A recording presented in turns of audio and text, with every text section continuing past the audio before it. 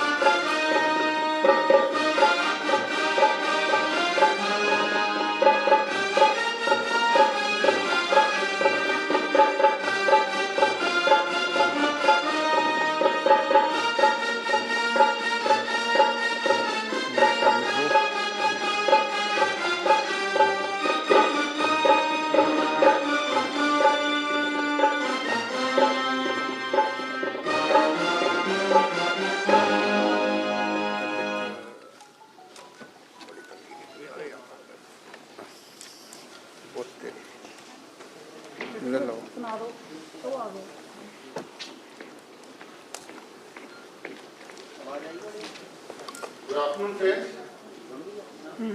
I welcome you all to this first press conference of the Honorable Lieutenant Governor in Jammu. The Honorable LG has been very generous with his time and he has been meeting the members of the press fraternity frequently while the officers were in Srinagar, and he has again been very generous and kind and has kindly consented to meet all of us here. May I request you, sir, to meet sir. इधर ही बैठ के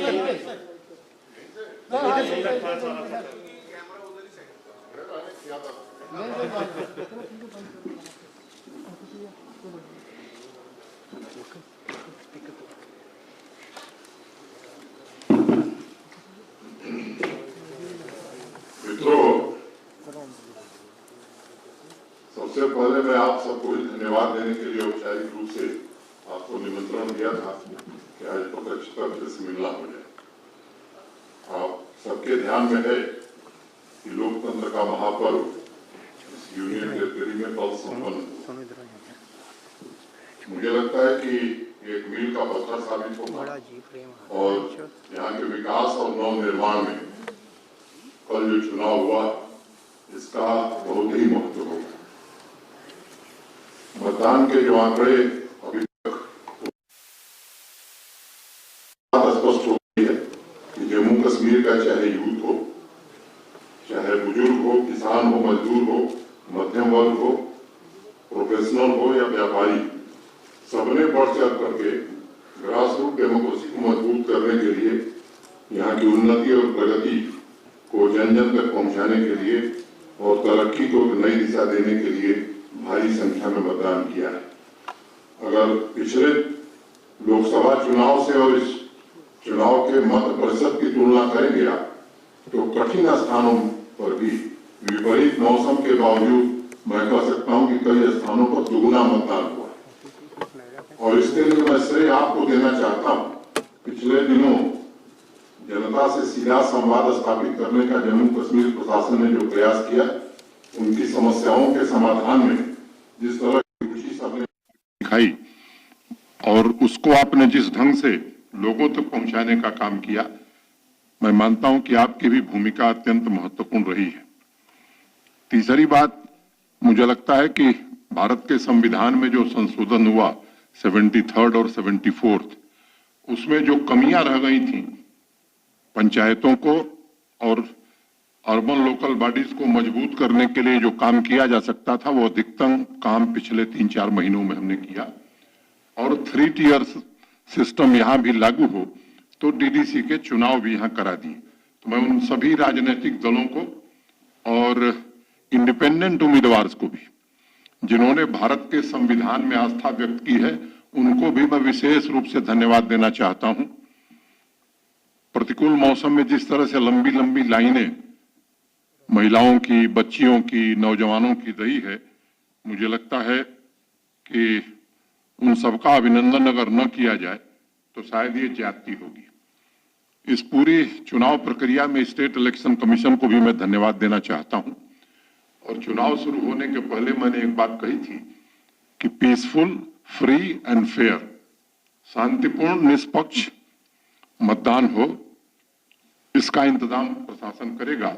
और मुझे प्रसन्नता है कि छोटी मोटी एक आध घटनाओं को देख लें तो इसके अलावा सामान्य रूप से बहुत शांतिपूर्ण ढंग से फ्री एंड फेयर इलेक्शन हो गया है। दूसरे राज्यों में भी अगर चुनाव आप देखे होंगे तो मुझे लगता है कि इससे ज्यादा घटनाएं होती हैं, ये और खुशी का मौका है। दूसरी बात, प्रशासन के जो हमारे साथी इस पूरे अभियान में लगे थे, जम्मू कश्मीर पुलिस और फोर्स के जिन लोगों ने इस ठंड में भी पूरी मेहनत करके इस चुनाव को निष्पक्ष कराने में और शांतिपूर्ण कराने में योगदान दिया है, उन सबका भी मैं आज अभिनंदन करना चाहता हूं। और मैं एक बात कहना चाहता हूं कि ये त्रिस्तरीय डेमोक्रेसी जबरदस्त तरीके से जम्मू कश्मीर में काम करे, इसके लिए हम सब पूरा सहयोग करेंगे। और आने वाले दिनों में डिस्ट्रिक्ट डेवलपमेंट बोर्ड का जो गठन होगा तो जिले के विकास की पूरी जिम्मेदारी चुने हुए प्रतिनिधियों को मिले और वो काम करें, इसका हम सब प्रयास करेंगे। मुझे लगता है कि इससे ज्यादा मुझे कुछ कहने की आवश्यकता नहीं है और मैं उम्मीद करता हूं कि ये चुने हुए प्रतिनिधि और उनके माध्यम से जम्मू कश्मीर के विकास को नई ऊंचाई तक ले जाने का और जन कल्याणकारी योजनाओं को पूरी क्षमता से घर घर तक पहुंचाया जा सके, ये प्रयास हम करेंगे। एक बार फिर से मीडिया के साथियों के प्रति मैं आभार व्यक्त करता हूं और सभी राजनीतिक दलों को विशेष रूप से साधुवाद देता हूं कि भारतीय संविधान में आस्था व्यक्त करते हुए जो संशोधन हुआ उसको उन्होंने पूरी तरह स्वीकार किया। बहुत बहुत धन्यवाद, नमस्कार। फिर आगे भी श्रीनगर में मेरा रेगुलर हर महीने 1-2 बार मिलना होता था। जम्मू थोड़ा देर से आए हैं और ठंड भी बड़ी कड़ाके की पड़ रही है, लेकिन मैं उम्मीद करता हूं कि जल्द ही आप सबसे भेंट होगी। क्रिसमस और नए वर्ष की एडवांस में शुभकामना आप सबको देता हूं और उम्मीद करता हूं कि जल्द हम सब मिलेंगे। आपकी जानकारी में है कि 26 सितंबर को देश के सम्माननीय प्रधानमंत्री जी 26 दिसंबर को देश के सम्माननीय प्रधानमंत्री जी एक सेहत योजना का शुभारंभ करने वाले हैं। आपको ये भी मालूम है कि आयुष्मान भारत प्रधानमंत्री जन आरोग्य जब शुरू हुआ था तो उसमें एक क्राइटेरिया थी कि 2011 के सेंसस में जो लोग गरीबी रेखा के नीचे जीवन यापन करते हैं ऐसे परिवारों को 5 लाख रुपए का हेल्थ कवर हर साल मिलेगा। उसी तर्ज पर, ठीक उसी तर्ज पर यहाँ 30 लाख लोगों को वो सुविधा आयुष्मान भारत में मिल रही है। 1 करोड़ लोग बच गए थे तो हम लोगों ने एक फैसला किया कि इन 1 करोड़ लोगों को भी 5 लाख रुपए के इलाज की सुविधा आयुष्मान भारत सेहत के नाम से हमने ये कार्यक्रम शुरू किया है, इसमें दी जाए।